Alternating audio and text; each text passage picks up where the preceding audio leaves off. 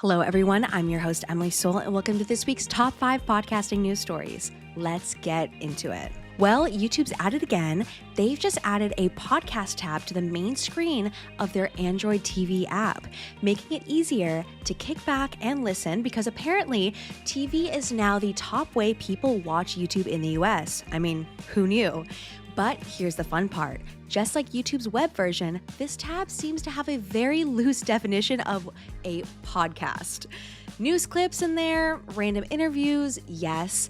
That 5-minute rant about why pineapple belongs on pizza, probably. So is this a win for podcasters or just more YouTube chaos? Either way, if you've ever wanted your podcast on the big screen, YouTube's got you covered. Now, if you excuse me, I need to see if my dog's ASMR playlist qualifies as a podcast. All right, South by Southwest just gave podcasting some serious main character energy, and they are leading the charge. None other than Michelle Obama and her brother Craig Robinson, they hit the stage at the Austin Convention Center for a live taping of their brand new podcast, IMO.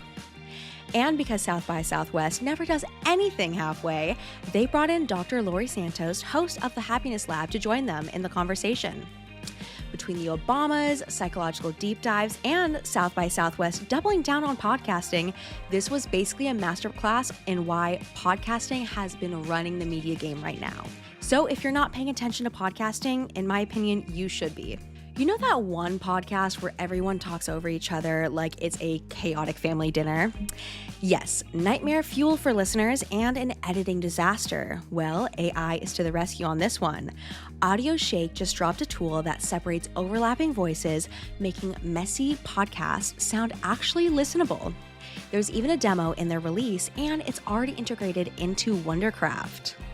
So if your favorite podcast still sounds like they're arguing over who gets the last slice of pizza, tell them to definitely check this out. Here is a quick clip of what Audio Shake can do for you. I think that you should get an airport. No, I think that you should get to an airport like 30 minutes before boarding maximum. I want to walk right through security.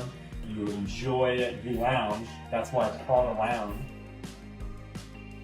Okay, thinking of switching your podcast to Spotify's new video podcast partner program? Well, one company did and lost nearly $1,000 in January because of it. Yikes. So Amanda McLaughlin shared on LinkedIn that switching meant giving up control of their RSS feed, replacing it with Spotify's hosted video file. The catch? Even if listeners only stream the audio, the show couldn't sell dynamic ads, leading to a 50% drop in revenue. Amanda called it an untested program with secretive math. And honestly, if your podcast is paying the bills, this might not be the gamble you want to take. Now for my favorite topic, the podcast of the week. I actually found this gem thanks to the new mowPod charts website, a forever free tool that lets you track your Apple Podcast rankings with zero signups, zero cost, and zero hassle. If you are tired of guessing where your favorite or your own podcast stands, mowPod charts has you covered. Our podcast for this week is Australian True Crime. Think your town is quiet? Think again. This podcast dives into some of the most chilling and mysterious cases from Australia's suburbs. Hosted by true crime fanatic Michelle Laurie, it features expert interviews with writers, victims, investigators, and even perpetrators. If you love deep dives into the dark side of seemingly ordinary places, you need to check this out. And if you're a podcaster, give mowPod charts a spin. You never know where your ranking might be. All right, enough of me talking about it. Here is a clip of Australian true crime. People that I didn't even know made decisions about where my life was going to go and forced me to live a life that I shouldn't have had to live. I should have been, happily married and probably had a few more children. They robbed me of my only son. And the last words on my lips when I probably go into heaven, if I go there, will be, they stole my son. They stole my son and they didn't give him back. And that's a wrap for this week's top stories. Once again, I'm your host, Emily Soule.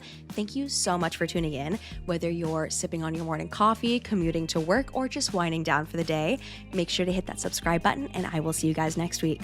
Bye.